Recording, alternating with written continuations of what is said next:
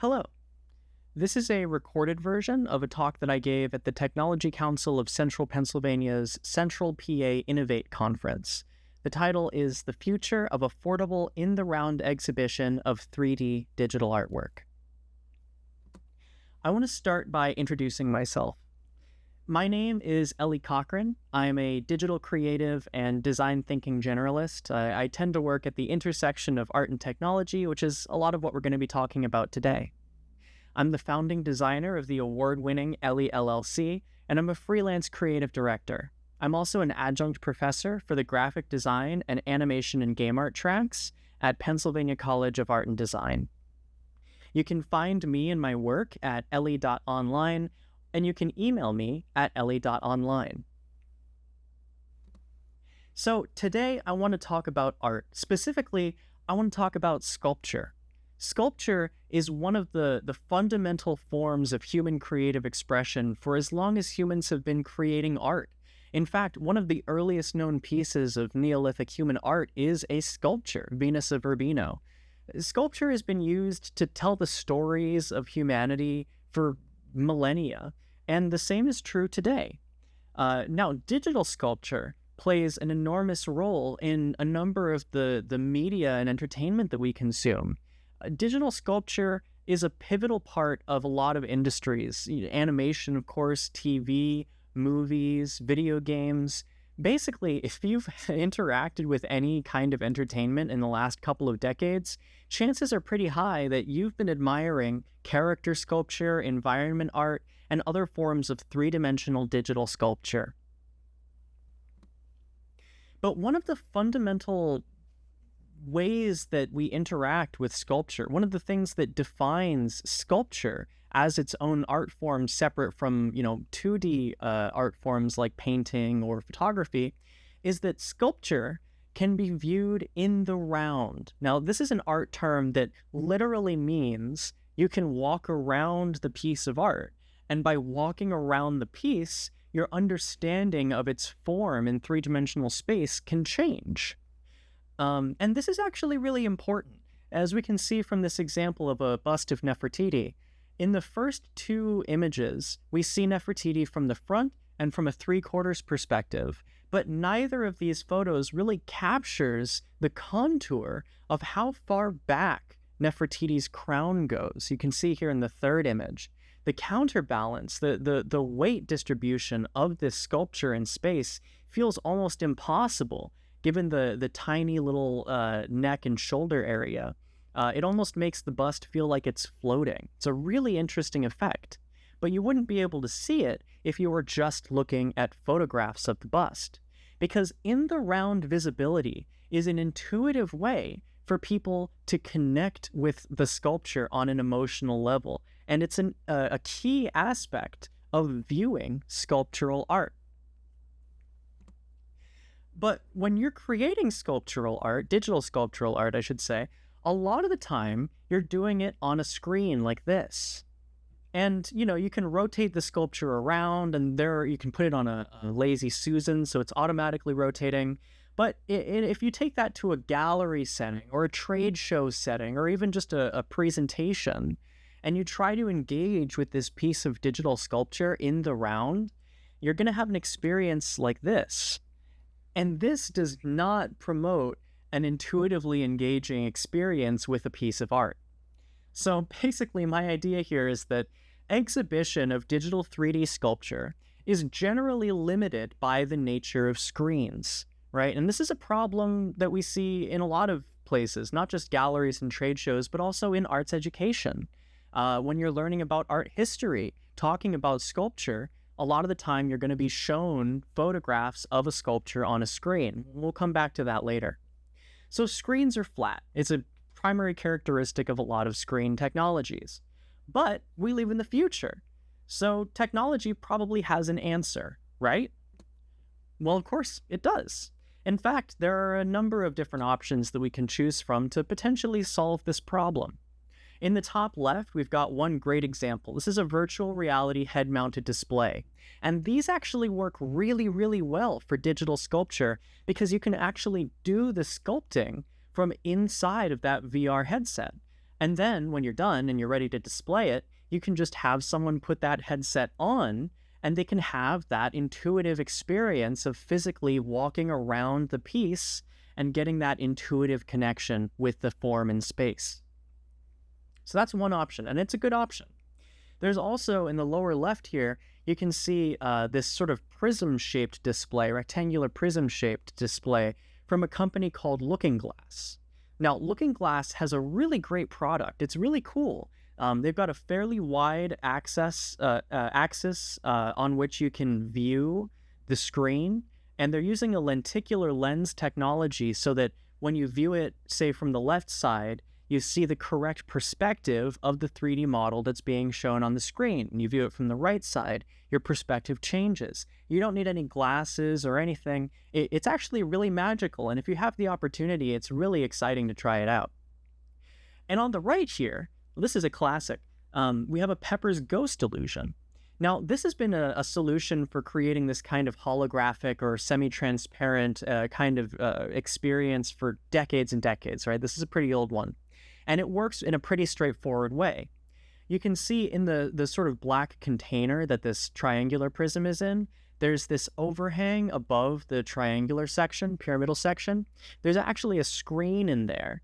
And that screen is projecting the image down onto these semi-transparent panes of glass. And you can see there's like an actual smartphone inside of the glass, and that in combination with the reflection from the screen, it kind of makes it look like it's projecting this holographic image. And because there are multiple different angles that you can reflect that image from, right? There's the front and there's the sides. You can view it from these different angles and kind of have an experience of viewing the piece in the round. But the problem comes for small and mid-sized creatives when you look at the price tag for these options. Now, I work with a lot of students, a lot of micro creatives, and I can tell you for a fact that people are very interested in creating next generation experiences, merging art, technology, sculpture, animation, all of these things. But one of the key things that holds people back is the steep price tag. Even for the cheapest option that we see here, the VR HMD, one of the issues with an HMD is that the experience is inherently isolating, right? Only one person is able to wear the HMD at a time. And so in every conference or trade show that I've seen people using VR HMDs to demonstrate something, there's always this super long line, and it has very low throughput unless you've got multiple HMDs. And if you've got multiple HMDs, then the price is going to go up. So there's some trade-offs there that might not be immediately apparent. So next generation display technologies are too expensive for small to mid-sized creatives. I mean, if you're a student, one of those displays might be the entirety of your rent for the month. If you're a recent graduate or even a small business, these aren't little expenses. These could be a major expense for you. And this makes sense. I mean, these are relatively new technologies. Their manufacturing processes are new. There's R&D cost that has to be subsidized. So, hey, it makes sense that the price is high. And maybe as we get better at manufacturing these devices, as the pipeline improves, the tooling becomes more available, the price might come down over time. But the problem is that the art is being made today. And one of the things about art is that in order for art to truly reflect our culture, it needs to be accessible to everyone. And right now, the only people who are able to engage with this next generation of digital media are the people who are able to pay to play. So the only people who are able to create the norms for this next generation of digital expression, the only people who are deciding whose stories are going to be told, what those stories are going to look like, what we're going to be able to do in this new frontier, are people who can afford it. Right? That's not true accessibility. So what can be done? Well, I don't claim to have all of the answers, but I've been thinking about this for the last year or so, and I think I've got one concept that I'd like to explore today. And I'd like to explore it by starting off by exploring a form of sculpture that we may not even really think of intuitively as sculpture, and that is figurines, dolls, the kind of thing that you might grab for your kid at Target. Let's take a look at what this figurine packaging is doing successfully in terms of creating a sculptural experience that is intuitively emotionally connective, right? Because if you want someone to buy something, you have to be able to make that emotional connection. So what are they doing right here? Well, the most obvious thing to me is that we've got these big transparent plastic screens, right? So the figure can actually be viewed in the round. And the box is small enough that you can just grab it off the shelf and look at this figure in the round in your hand and create this more sort of intuitive understanding of the figure's dimensions in space. And this is a subtle thing, but the cardboard insert in the box there, I think the artwork there provides additional context to, where the doll is, what the doll's world looks like, but it also has a very subtle parallax effect, which enhances the depth of that pictorial space and adds a little bit to the packaging experience. So inspired by these concepts, I created this. This is a doll viewbox in the round viewing method for 3D digital art. And this isn't something that you need to have like the latest and greatest XR-enabled phone to do. These are utilizing just mobile phone gyroscopes, which have been part of smartphones since 2007. And it runs entirely in the browser. So you don't have to worry about platform fragmentation on the consumer end or the development end. And the way it works is actually super straightforward. Again, this is utilizing technologies that we can reasonably assume most people already have. And the way it works is that your smartphone's gyroscopic and accelerometer data are captured on device completely privately to establish that smartphone's real-world position and rotation in space. The position in space is used to estimate the position of the viewer's head and eyes relative to their phone screen. And then I'm utilizing a technique called asymmetric projection to distort the image so that it kind of matches the perspective of what you might expect for an image of that sort to have depth. So for an example here, you can see in the bottom right, on the far right there, there's an example of the texture that would actually be on the phone screen. And you can see it's very stretched and distorted, right? But when it's viewed from the right angle, as we can see in the square on the left, it appears almost like a portal with pictorial space and depth behind it. You can think of it kind of like those sidewalk chalk drawings that use forced perspective to create an illusion of depth. It works in a very similar way, right? If viewed from the correct angle, you've got this illusion of three-dimensional depth, but if we view it from a different angle, you can actually see the trick at work. That forced perspective, by elongating the figure, is what creates that illusion. So this tech works in a very similar way. It's only as if the chalk drawing were aware of the viewer's position in space and could update that distortion to match. So I found a couple of potential usages for this. Number one, as we've already discussed, it can be used to display 3D digital sculpture in the round for exhibition or sales purposes for micro-creatives or people who might not otherwise be able to afford next-generation viewbox technologies. But it could also be utilized as a teaching tool.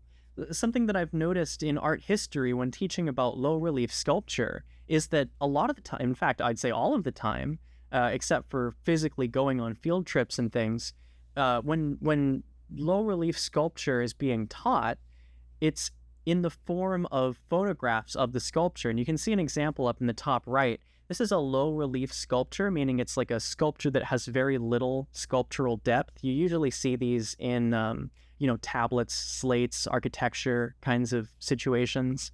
And normally they're going to be displayed in an academic context as a photograph. But I think it takes a little bit away from the sculptural aspect of the piece to view it that way. So maybe this could be used to display sculptures with more pictorial depth in an intuitive way so that people can actually understand the three-dimensional form of that sculpture and learn about it more intuitively. You can also kind of imagine like a digital postcard. Imagine visiting a landmark or a monument, scanning a QR code, and being able to take that monument or that sculpture with you or share it with your friends. It also enables new forms of creative expression. I've been experimenting with creating digital dioramas designed with this technology in mind from the start, which has created a really interesting creative process where I'm really considering the depth of that diorama in a really new and fun way. In the future, I'm looking towards adding lens-free stereo using a lenticular lens, and I'm also looking into utilizing, again, on-device, completely private AI face tracking to present this same idea in a larger scale for something like a gallery setting. So you can see as I move my head around, the view on the screen distorts to match that perspective. So in conclusion, I hope to encourage a general innovative process which moves away from gatekeeping new methods of artistic expression behind a steep financial barrier. Innovative digital experiences really don't require next-generation cutting-edge technologies. By leveraging existing technologies, which people already have, we can create new possibilities for artistic engagement and keep some computers out of the landfill. So this is important because in order for art to truly reflect culture, everybody needs to be able to participate. So as we're creating this next generation experiences, we need to have the technologies accessible. So let's rethink the way that we interact with digital art. Let's think outside the box when it comes to using and reusing our technologies and our computers. Thank you so much for your time. For direct contact, licensing inquiries, and so on, please email me at ellie.online.